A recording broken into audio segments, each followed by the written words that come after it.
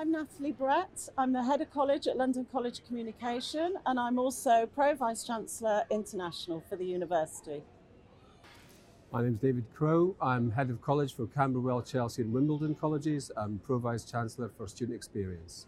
Creativity beyond borders is something at the moment, with everything that's going on politically, certainly what's happening in London with Brexit, we've got migration issues across the world. Our students are really interested in these subject areas and then how they interpret it through their creative work. So for us, this is a really important moment actually in the way art and design is working and negotiating with all the political climate issues going on at the moment.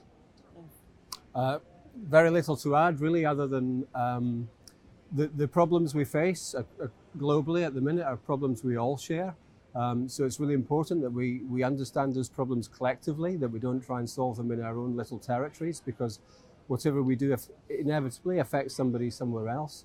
So it feels right that we use creativity as a way to reach out across the globe and solve these problems together. So the Pavilion is really a celebration of diversity. It's a way of giving a sort of contemporary post-colonial perspective on some of the problems that we're all facing. It challenges things like cultural histories. It deals with the anxieties that people face around otherness.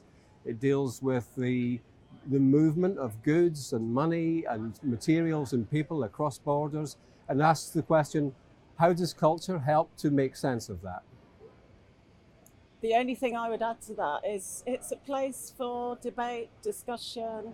It's a place for us to explore further ideas that people might have around the stuff that we're all dealing with.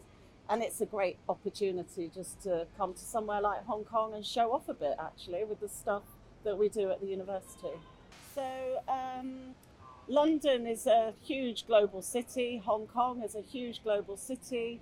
We have many students that come from across the world to our university in London. We don't really want to keep it all just in London. We like to be able to go out and explore. So really for us, coming to Hong Kong, we've been coming here for many, many years. We work with many of the other universities here in Hong Kong.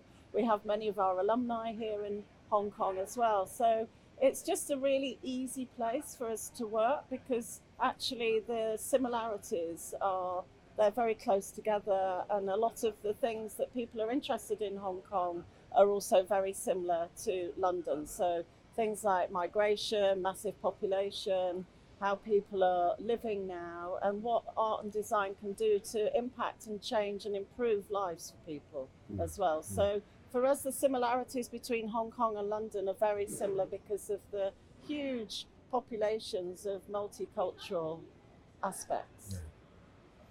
Not a lot to add. I mean, it's a cultural melting pot, isn't it, Hong Kong? And it's actually, the scale of it is really easy for us to work with as well. So in many ways, it's a sort of mirror of the university in London because of the collections of peoples that are here. So the debates that are going on here about cultural identity are very similar to the sorts of debates that we would be having inside the courses at the university in London.